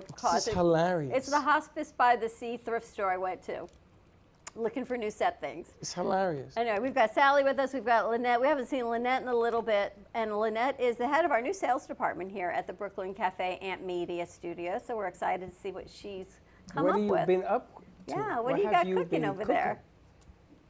Well, I spent 2 days in Miami visiting some friends, and I seen the Roger Waters concert. Who's Roger Waters? He's like the head of Pink Floyd, or the guy that did it. I'm really not into music, so I lasted 5 minutes. It was too crowded for me and a little too loud. Like a mosh pit. But it was a nice trip, you know. I spent a lot of time resting and some time in the sun and meeting some interesting people, so life's good. You meet a lot of interesting people. Yes, she does. Yes. It's like the red carpet to interesting people. So as we're going into fall, what are we looking forward to? Getting some different people, different ideas on this show? Absolutely. I mean, there's so much going on right now with everyone, and it seems like there's, as you guys know, a big transition. Everyone I know is going through a major change in their life, you know, and people are more aware, and they are going into these life-changing things. Like two of my sisters back in Canada sold their homes this week, and all of a sudden they're having to find somewhere to move. And all of a sudden, you know, these are good, positive changes, but also very stressful. So I think self-care is something we really need to focus on, and I think that's something that we'll be bringing in here more information on. Yes, selling the house, they say, is the second most stressful thing in your life to death. They say death is number one, selling your house is number two. And I can't believe I moved a year ago. Hey, I just went through it, so I know what it's like. And it's only stressful when you got no place to go. Not true. Just the packing, the decluttering. When you live somewhere for a long time, I'd lived there for 25 years. It was a lot of things to go through and emotions and memories. You've got all your kids' trophies. Listen, I lived almost a year with boxes. I was in no hurry to unpack these boxes. The reason I did is because I wanted the garage for my car. So I had to cut it up. That's why I walk around with this knife, by the way. How long have you lived in that house? 12 years. So you still have the knife in your pocket? Yeah, because for 11 years I was opening boxes. Do you see how quickly I open? I became like a trigger. Open the box. A box came, open the box. Box there, open it. You love opening boxes. I do, but moving is something that you can do over time. If I was going to stay in this house, I would still be opening boxes. It's stressful. Well, it's the emotional connotation of everything you own. You have to go through it and it reminds you of Women. like memories. Women. No. Women. Forget the women. Talking about children. Women love to dress up a house. Yeah. Because you grew up with doll houses. You had that concept. And you want it to be like Barbie's townhouse. You want everything in place. If it's crooked, it's no good. If it's there, no good. And then you move it around. How many times do you move that couch? I sat down, couch was missing, I'm on the floor. I said, where's the couch now? It's over there. It's over there. Women. That is not a man trait. Well, most men. Not a trait. Women love to organize a house. Well, men love to have a couch on football Sunday. That's right. We all we need is a TV, a fridge, and a sofa. But I'm excited to see what new ideas and guests that you bring in. So that'll be a whole lot of fun as we go into next month. Football, guys. Football, fall. We should do a football segment, World Cup actually. as well. We do. That's Mondays with, Bird Talk Radio. yeah, that's our sports. We have almost everything covered. We got games. Oh, I'm going to invite all of you to play on Thursdays. We have a game, a trivia game called Movie Wars at 11 o'clock. And we invite everybody to come in and challenge our two champions who only won their first trophy. I think it's the second one they've won. It's our second. Oh, I didn't know he was in the room. But I invite you guys to come in and play Movie Wars if you know movies and things like that. It's a game that they play, kids put together. I love it. I sit there and I watch. They actually tamed it down to 33 minutes. That's the best they've ever done. It's because they won and no one did karaoke. They had to eat the Bean Boozled. It was that, and we had to tighten up on the board. Yeah, and It's fun. also, as I mentioned to Dawn, she has a daughter in college, right? Me? Yeah. No. Oh, well. She She's out of graduated. college, yeah. Anyway, the point is that dorm safety, you know, like young women going to college, women in general, like self-defense, that kind of stuff, tips to protect the women and girls in our lives, you know, just that's something else we really want to focus on right now. I think everyone, given that as long as the world goes on and there's all the surveillance and everything else, it's still happening every day. Well, we have a new client, PI Network Oh, yeah. Florida, and that's exactly what she focuses on, is they'll run background checks for men and women to see who you're dating, even for scams, different companies. So she was on Monday, and they're a new client that we're going to be working with. That was an unbelievable show. A scam. And the scam show yesterday, which Touched by Angels, she had a police officer that works the scam department. And do you believe I was doing a show at the radio station while she was here doing a show? During Lynn's show, I think. Huh? Editor's desk, you said, is when you started. No, so I was sharing Lynn's show out. Right. And I got scammed. Right there, boom.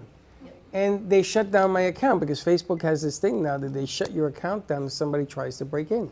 So this gentleman was in West Palm Beach. They even identified where he was. And he's talking to me on Messenger as he's scamming me. And they shut down the accounts. I changed the password. Now I'm talking to the scammer. So I'm saying, okay, buddy, what do you want? And he says, oh, we want to help you because we see that you've locked yourself out of your Facebook account. So that wasn't mean. If you're Facebook, you will know this. And Facebook does not talk to you. There ain't nobody at Facebook to chat with. True that.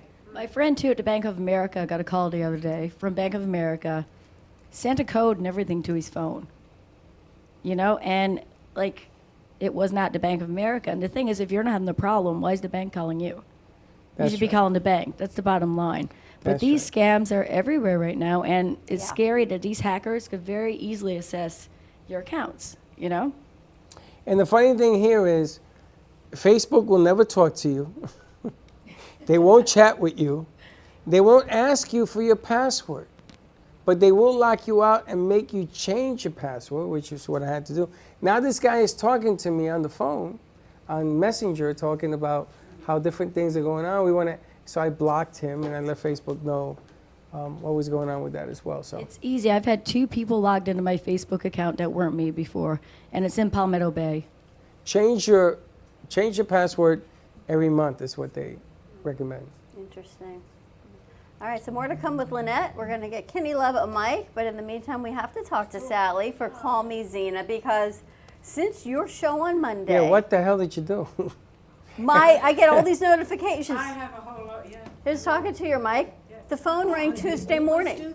Oh, no, I'm sorry, Wednesday Oh, morning. we actually take phone calls now. Wednesday morning, the phone calls. Hi, the Sam Media. We need to talk to her immediately. I need to talk to Sally now. And well, Sally's not here. It's 8:30 in the morning. Well, how fast can she call me back? I've got an issue with, and he had a whole issue. Oh, I've had a few really kind of sad ones, actually. I have responded to How one are they person. finding you? I don't know. This is how my life's gone anyway, so I'm not too But surprised. this is what you wanted. Absolutely, absolutely. Other than the other day, I'm sitting having dinner with Steve, and we're on Facebook, and I'm getting this person, and he's going, "Who is this?" I'm saying my fan club now. He's okay. Suddenly we look, and oh my God, I got a photograph. We saw who he was. He said very happily married. No, he wasn't married. He'd widowed. A gentleman in his maybe 50s, looking after his child. He wanted to get to know me, and Steve's going, "What do you mean he wants?" I said, "Well, I have to be nice." Not that nice. So no, because suddenly we talking about this, we reported it. I got a picture, everything. It was a scam. Everything. Oh. Terrible. So Picture Steve's of going, what? His body. His all I I would have can say laughed. is everything. I would have said, really, this is all you got? You Well, should actually, be embarrassed to I send must this say, out. Steve said, "What the heck?" I would have said, Who's and this?" then That's I my would have sent fiancé. him a picture back, and it says, "I'm bigger than you." No, he got hold of the phone and said, "You need to stop with As a man talking, right? I would have was sent just it back being and says, polite. "You're talking to a guy. Check me out." Well, at that point, I was being very polite. After that, I wasn't. Sometimes you can't be polite. But the other stuff, Yeah. the good stuff, Yes. people No, are everything. reaching out, Yes. and they are asking. And we're going to let you know that when she does her show, we're going to have an open forum. We're going to set up a microphone where you can ask your But you have questions. to say what questions, what your platform is, because we've got some new people in here thinking, "Who are you? What are these questions? What are you talking about? What do you do? Yeah, It's what the is your show?" mystery. No, I can answer. I will answer personal questions because I am getting a lot of people But calling in. psychic questions, she Psychic, talks personal, to the other yes, side. yes. She's Sally's a medium. She has her collective of angels and guides Correct. that work with her. That's Correct. right. And she covers all bases. And of I'm your happy if someone calls in. You know, obviously, I'll do my best to answer. I seem to be accurate, so they're pretty good at letting me know what's going on with them. And you're And getting I'm a happy. lot of messages. Yes, I am. Yeah. And they're not short. They're Yeah, I know. pages. I I'm know. scrolling and I'm looking, oh my god, and I just send them over to you. Yeah, yeah. I Because know. they're beyond the No, scope but of I've had a lot coming through on just Facebook Messenger, which I don't know if you've even aware of. I can't I've keep got up about with 10 them. right now. I'm I glad see you them. keep up Hey, with that's them. great, though. I I'm happy see to them. I answer just any let them questions. line up. Yeah. Now, I got to ask you, when you, how do I say this? Because I do another show and another show that does this kind of work. When you ask a question and you get an answer, certain things happen in your life, the one asking the questions. Certain things linger in your life as you go along. All Right. of a sudden, you start to have different aromas, and all of a sudden, different things begin to happen. Can you tell me why that is? Well, I think you're getting in tune with what I would call on the other side of the veil, the other side, our spirits. It actually, mine started very much with smell. I was it started with my painting. I was painting and I had no idea that I could do it. But as I was painting, I was getting a distinct smell of perfume. And it wasn't, at first I said, "Oh, what's that? It must be something I have on me." But as I went along, at that time Alda was kind of telling me exactly what was going on, I continued to smell this smell. So at that point, I wanted to know who was with me. I got the answer. It was a lady who was watching me. I wasn't aware of her in this life. I hadn't met her. But she was very interested and she was watching me paint. So smelling is one perfume I got, but it could be a number of It's things. funny, ever since I've met you, I go to the radio station and I have these different smells. Now, I don't say anything because people are going to think I'm a little cuckoo over the cuckoo's nest, but I don't say Whoa. anything. But the other day, Braxton had Bengay on. He was sitting all the way around to the room. So And he said to me, "What are you wearing? What are you wearing?" I said, Yeah. "Nothing." He's like, "Yeah, I smell Bengay." I'm I like, smell "It's not me." Bengay. And the funny thing is that when I go to the radio station, because I don't tell them what I do here, Right. there are certain smells, certain aromas, certain perfumes. They are able to do that. I also get cigarette smoke sometimes. Who is smoking around here? I went to my girlfriend's house a couple of years ago and I said, "Who's been smoking?" But then she said, "Oh, that's her husband's name who had passed. His name was Al. That's Al again. He's in here." And he was smoking, and he was there because he gave me several messages. It's funny. It goes back to when we talked about trusting your gut. And I said something to Freddie today because there was something going on. Why didn't you tell me that? And we're back to this. And we're back to this. Why did you let me sit and linger in this for 3 days? And he says, because how are you going to learn if I tell you? Oh my God. Seriously? Yeah. Did you learn? Yes. I learned to trust my gut and my intuition. But isn't and that to go what we've been talking thrifting. about all day today? Isn't that what we've been saying? You sort of got to learn the lesson, right? I learned the lesson, yes. And then she says, okay, I'm going to clear this up. And she went out, she did her thing, and everything feels better. It doesn't have that lingering effect. But I Everybody thought in it this was house was just- half asleep yesterday. It was just me. And when I saw Bax and said, I got to go home, I'm really tired. And I said, that's it. I got things I got to take care of in this house today. And I went out, I did what I had to do, and everyone's awake and doing what they have to do today. But if you believe in those energies, there's a lot of people that come in here. And it's not just the physical people that come in, it's the other people that come with them. It's the timing too, because I walked in, I wasn't sure, what you have been talking about, but immediately I heard something as you started to speak about I lost everything and I know what it was like. And I'm a little older than in my 20s and 30s, so I totally related to what you said. But I walk in at that moment, and also with my book, I walk in and you're here too. So. And we had met, but nothing in my life I feel is coincidental. It just follows, and I do believe, and I think that's a very big part of it. If you believe that it's going to happen, I truly believe that it does happen to you. The amazing thing is that on the back end, we've been fixing things to accommodate what you do. Josh has been helping me, military has been helping me, the phone system, how to get it done, because I want people to start calling in. Right. And I want people to start coming in. And this will change your life. I mean, it's gotten to a point where I do it at another studio. I have to go to another studio. I'm getting goosebumps as you tell me that. I'm not even allowed in the studio with her anymore, because apparently there is something going on around us. Vibrational energy. That's right. I'm And kind it's of okay increasing. with that up to a point, unless there's something, because I'm an empath too, so I can feel it. But I can I'm not saying I'm any better than anyone else, but if I'm aware that it's there, and I learned a lot, again, I keep talking about Aldo, and I'm sorry, but he was a big part of helping me with this. As long as you put a protective shield around you, it's obviously we can say it's in our imagination, but I do that. And if you're scared, guess what? Stuff happens. But if you're not scared and you have no fear, for myself, I can only talk for myself too, I don't have fear in this journey.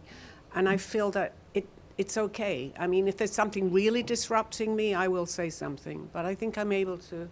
Well, there's something going on right now. In here? In the world. Oh. There's something going on right now. We're not sending this spaceship up Monday coincidentally. There is a reason everything that's going on right now. And it's to be continued. And we had to talk all week. And what people don't understand is that a lot of the things we apparently went to the moon, and we are making tests as to going to the moon again. It makes no sense. But something's going on energetically. I was actually talking to Steve a little about this morning, actually, because I love anything to do with outer space, because this is where I traveled. And I feel that we're getting very close to a disclosure. Can I tell you how they're going to disclose? No, but I do feel very You're the second person this week that said that. I feel it. I Frank absolutely feel it. Ruffalo? Yep. He said the same thing. He's actually going to write a book about it. I know someone who worked with the government in this sector, and he's told me a lot about it. I can get him on the show if you want, but he said that a lot is going to be exposed this year about what really went on, and there are 7 races, he said, and he told the whole thing. There's something going on right now. There's something going on, and the thing is, they tried to hide it, but it's inevitable. Well, you can't hide an elephant under a rug. My son, who works for NASA, was the only one not allowed to see the shot on Monday. And I said to him, why? He says, probably because they know I'm your son, and we're going to say something. Or someone has to stay in the office. And that's the excuse he gave. But I want to get to Kenny before we disappear here. It's just amazing what your show brings, and that's Monday Mondays at 3 o'clock. At 3 o'clock. Yes. And I think I want to do something a little bit more elaborate to push it along. Beautiful. Because I just get this feeling, starting Monday, you're going to start seeing bigger changes coming along. And I'm going to announce again, we're going to be working, not this weekend, next weekend on our TV deal. That's why we're going to move the music to that piece, by the way. It's gonna be, I have to ask Eileen, though, before we go. Do you have a grandmother who's very serious? A grandmother who's very serious? Of your two? Of what? Your grandmothers. There's one who's very serious. Right. I don't know. She's right there with you, and she's got to talk to Sally, so. I feel so too. I'm not getting her name, but Here we go. Sorry. Again. She's But like, I got something to say, but we're going to go to what did Kenny I while say? you Let's guys go to chit Kenny. chat. Kenny, where are you? He's over there there. he goes. Where's your mic? Right here, Freddie. Love. Where's your mic? I love There you love go. Freddie, I love you so much. You are a mushball love ball. Don't tell people that. I am telling everybody that because that's what's happening. Josh, in be the world quiet. Is love. It's love. The world is transforming with love. And Dawn, love, I love you so much. Love you too, Kenny. Mushball love ball, Dawn, love. You guys are such love, spreading love all over the world here. I love you so much. I love you all, each and every one of you here. Josh, I want to wish you a happy birthday, Josh, love. Happy birthday. Sally's going to be on the Florida Love Show next Friday, and Sally Love has been exploding with love. I've been watching her spread love all over the world, and you're even talking about it. So what's transforming is love. Mm-hmm. And this show's going to be amazing. I've been waiting for this show because one of the sisters, there's two sisters on the show. They're from Africa, they're from Ghana, and we're going to be loving their dad who just passed 2 years ago in Ghana. And the sister had to drive from Utah to move to Florida. I had to wait for her to be on the show, so she just arrived. So I am like so excited, not just to create world love, but Africa love. I'm so excited to love Africa. Very nice. It's funny because I got to produce the pieces that you're going to be showing today, and I saw the pictures. They're sisters? Yes. Well, one of the sisters that is coming forward, I have this thing with pictures. Don't ask me why, but pictures reveal a lot of things to me. But one of the sisters, and I don't know which one, when I see them I will, I'm going to share a secret with you when she walks in the door. Love Mic is drop. spreading. I'm just telling you, I don't know what is going on. I don't know. I do. Something is going on. This one has changed the vibration. Yes. Well, something's going on. So Sally jumped into the Florida Love Show next Friday. She stayed last show. She's Yes.